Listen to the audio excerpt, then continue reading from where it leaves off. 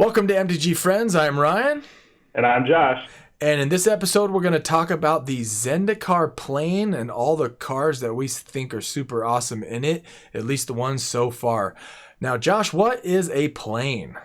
Plane is a self-contained universe or world within the multiverse of Magic the Gathering. So, the planeswalkers can travel to these other places, and many of them have storylines comfortably similar to Earth, but some of them are wackadoodle. Nice. So without going into too much depth, we'll start in on these cards. And the first one is Anawan, the Rune Sage. It's a 5-drop 4/3 legendary creature vampire. At the beginning of your upkeep, each player sacrifices a non-vampire creature. I have a special place in my heart for this because I have a vampire commander deck that this is in, and I love it. All the things, yep.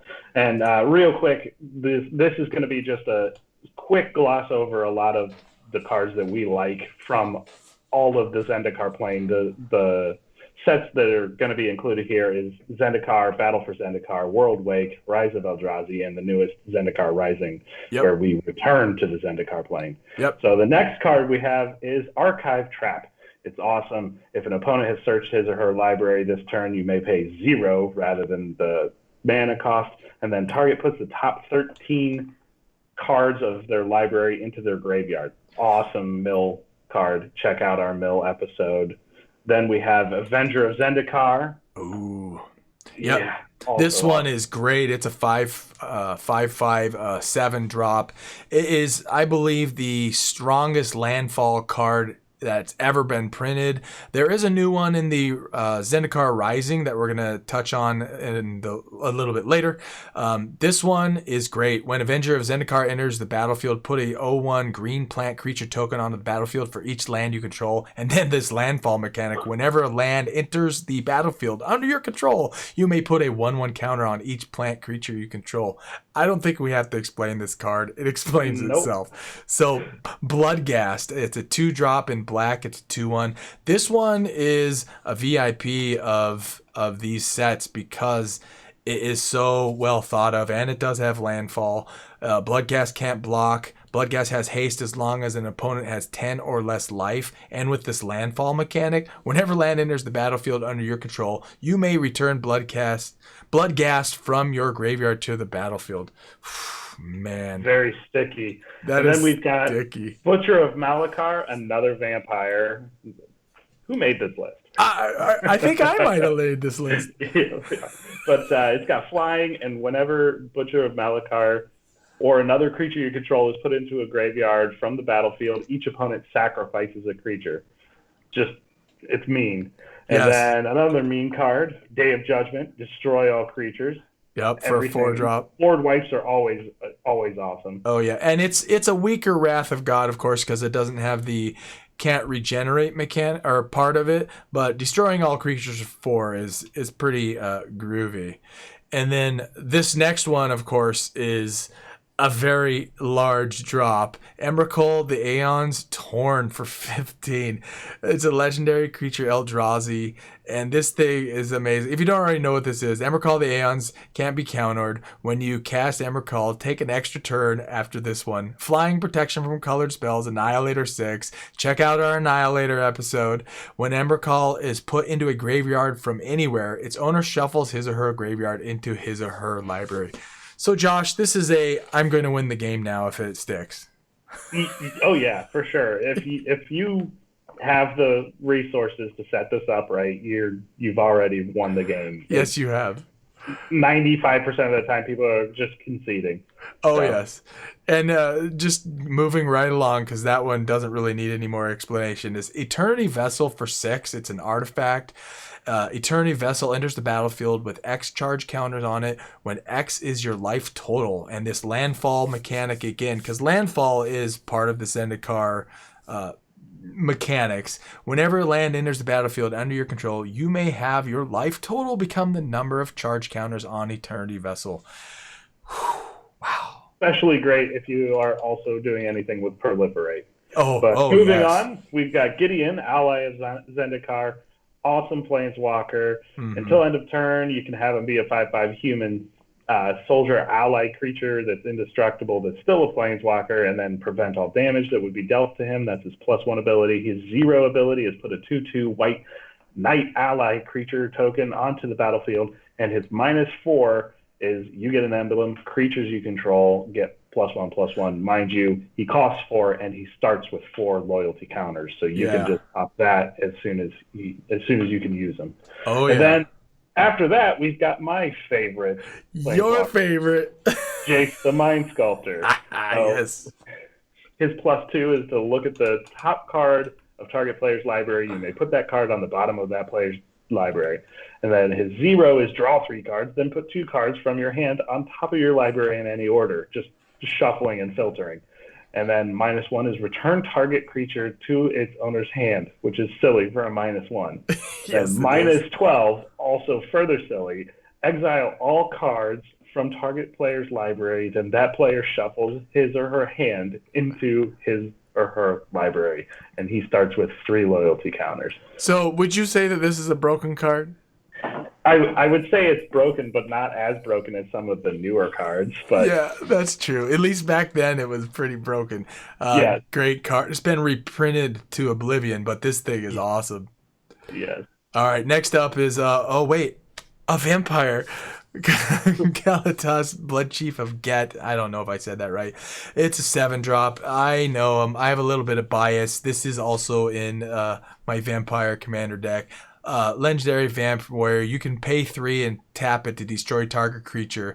If that creature is put into a graveyard this way, put a black vampire creature token onto the battlefield. Its power is equal to that creature's power, and its toughness is equal to that creature's toughness. Now, that's going to be hard to pull off because it costs 7, but it is tasty. It is spicy. So, how about the next one, Josh?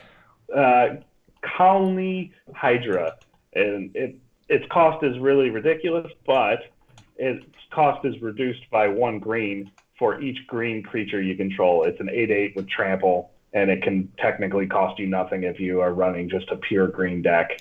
Yeah. So, or if you have Avenger out there and he just made a bunch of green plants. Yeah, or that just happened. Yeah, and then you're dropping an 8/8 for nothing. Yes. All right, Kozilek, Butcher of Truth. It is a 10-drop. It's a 12/12, but it is one of the infamous Eldrazi.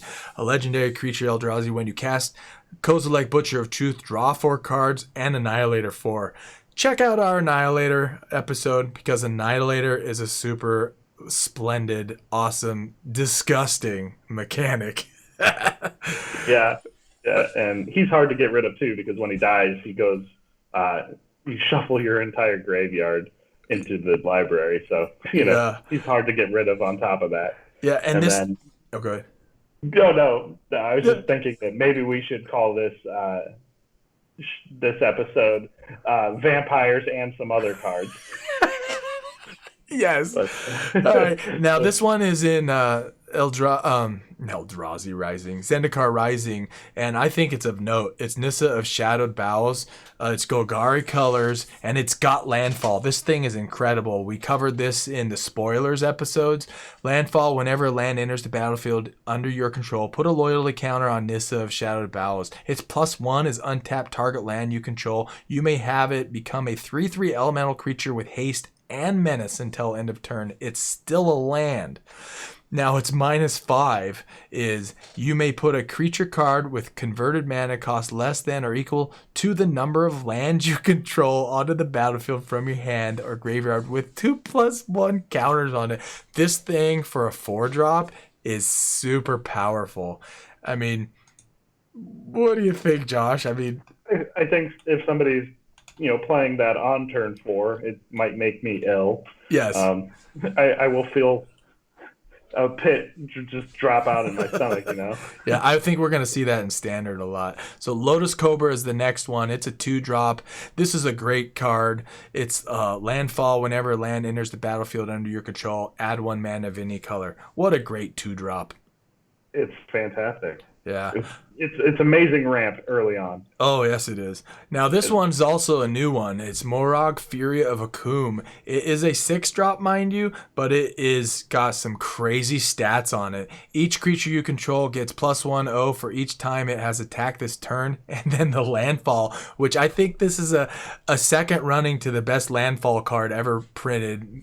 Avenger in this, in my opinion. Whenever a land enters the battlefield under your control, if it's your main phase, there's an additional combat phase after this phase. At the beginning of that combat, untap all creatures you control. Holy moly. Check out our other video for what we really think. Yeah, exactly. I think this card is quite possibly busted. I mean, I'm really curious how this is going to play out, if it gets banned or if I'm just way out there. But it is a 6-drop, so it'll be interesting to see. But that is a crazy powerful landfall mechanic. So next we've got Oracle of Moldaya.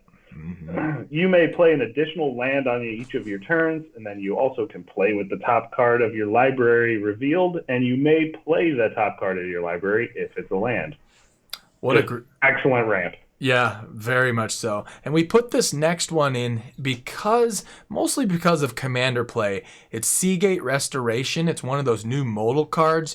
It does cost a lot. It's 4 blue. Draw cards equal to the number of cards in your hand +1. You have no maximum hand size for the rest of the game. So it's a reliquary tower that can't be destroyed.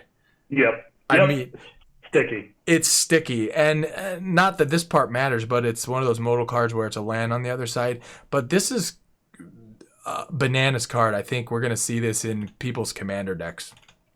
I think so too. Mm-hmm. And Sponsire of Ulamog coming in up for our next one. It's got Annihilator 1 for 4 mana. Put 2 0/1 colorless Eldrazi spawn creatures onto the battlefield. They also have sacrifice it, and you get 1 generic mana into your mana pool.